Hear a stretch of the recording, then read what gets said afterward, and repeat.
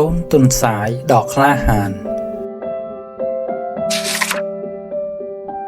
មិនដូចកូនទុនសាយផ្សេងទៀតដែលចេញទៅរត់លេងជាមួយគ្នាលើវាលស្មៅខាងក្រៅកូនទុនសាយឈ្មោះ Benny វិញតែងតែមានអារម្មណ៍ភ័យខ្លាចវាភ័យខ្លាចភាពងងឹតភ័យខ្លាចសម្លេងខ្លាំងហើយភ័យខ្លាចជាងគេគឺមិនចង់ចាកចេញពីរន្ធដ៏កក់ក្ដៅរបស់វាឡើយថ្ងៃមួយមិត្តរបស់ Benny ឈ្មោះ Rosie បានសួរថាហេតុអ្វីបានជាបងមិនទៅរត់លេងកម្សាន្តជាមួយពួកយើង Benny តបទាំងរអាក់រអួលថាខ្ញុំខ្លាចវង្វេងហើយមួយវិញទៀតខ្លាចរឿងអាក្រក់កើតឡើងដូចជាសត្វចចកអាចលបចាំប្រមាញ់ពួកយើង Rosie ដកដង្ហើមធំហើយពោលថាប៉ុន្តែ Benny ពិភពលោកពោពេញទៅដោយភាពស្រស់ស្អាតបងត្រូវតែមានសេចក្តីក្លាហានដើម្បីអាចមើលឃើញពីភាពស្រស់ស្អាតទាំងនេះបាន Benny ពិតជាចង់មានសេចក្តីក្លាហានណាស់តែសេចក្តីភ័យខ្លាចរបស់វាតែងតែរារាំងវាជានិច្ចនៅរសៀលថ្ងៃមួយពេល Benny កំពុងស៊ីការ៉ុតនៅក្បែររន្ធរបស់ខ្លួនមេឃក៏ចាប់ដើមមានពពកខ្មៅជុំជិតបន្តិចក្រោយមកក៏ចាប់ដើមមានព្យុះខ្យល់ចាប់ដើមបោកបក់ដើមឈើយោងយល់ត្រេតត្រោតទៅតាមកម្លាំងខ្យល់បក់ហើយផ្ទៃមេឃងឹតស្លុបពោពេញដោយផ្គររន្ទះលាន់ឮពេញអាកាសាពីចម្ងាយគួរឲ្យភ័យខ្លាចភ្លាមនោះក៏មានសំឡេងស្រែកចេញពីកំពតព្រៃក្បែរអូរនៅជិតនោះ Benny បានឮសំឡេងហើយបានដឹងថាគឺជាសំឡេងរបស់ Rosie ដែលជាមិត្តរបស់ខ្លួន Rosie បានរត់លេងក្នុងវាលស្មៅហើយឥឡូវជាប់នៅក្នុងកូនអូរដែលទឹកកំពុងហូរត្របាញ់និងឡើងយ៉ាងឆាប់រហ័ស Rosie ស្រែកជួយផងខ្ញុំរកផ្លូវទៅផ្ទះមិនឃើញទេ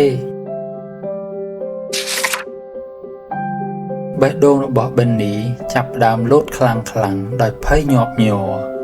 វាចង់រត់ចូលទៅក្នុងរន្ធដើម្បីរកទីសុវត្ថិភាពប៉ុន្តែវាក៏បារម្ភអំពីមិត្តរបស់ខ្លួន Rosie ដែរហើយគិតថាมันអាចទុកឲ្យមិត្តរបស់ខ្លួននៅបែបនេះបានទេវាដកដង្ហើមធំហើយនិយាយប្រាប់ខ្លួនឯងថាខ្ញុំត្រូវតែមានសេចក្តីក្លាហានដោយការតាំងចិត្តបែបនេះ Benny បានរត់ចូលទៅក្នុងព្យុះកំពុងបោកបក់លើវាលស្មៅជ្រែកខ្យល់ជ្រែកភ្លៀងទៅទឹកជោកលើរោមរបស់វាប៉ុន្តែវានៅតែមិនរួញរាហើយបន្តរត់ទៅមុខជានិច្ចពេលវារត់ទៅដល់ Rosie កំពុងរងាញាក់នៅជាប់នៅក្នុងអូរបន្ទាប់ពីឃើញ Benny Rosie និយាយយ៉ាងត្រេកអរថា Benny បងមកជួយខ្ញុំហើយ Benny តបពិតណាស់ខ្ញុំមិនអាចទុកមិត្តសម្លាញ់របស់ខ្ញុំឲ្យនៅរងគ្រោះទាំងបែបនេះបានទេ Benny រកមើលជុំវិញខ្លួនក៏ប្រទះឃើញគល់ឈើមួយដែលរលំកាត់អូរហើយក៏ជួយទាញ Rosie ឡើងមកលើគល់ឈើរួចនាំគ្នាឆ្លងនិងរត់ទៅរកទីសុវត្ថិភាពជើងដៃរបស់ Benny ញ័រភ័យតែវានៅខំប្រឹងបង្ហាញសេចក្តីក្លាហាននាំផ្លូវ Rosie ដោយប្រុងប្រយ័ត្នរហូតបានទៅដល់គោលដៅទីបញ្ចប់ពួកវាបានមកដល់កន្លែងសុវត្ថិភាពនៅក្បែរសម្បុករបស់ពួកវា Rosie បាននិយាយទៅកាន់ Benny ដោយក្តីរំភើបនិងការដឹងគុណថា Benny បងឯងពិតជាក្លាហានណាស់ Benny តបដោយក្តីមោទនភាពពិតណាស់ខ្ញុំក៏មិននឹកស្មានថាខ្ញុំក្លាហានបែបនេះដែរ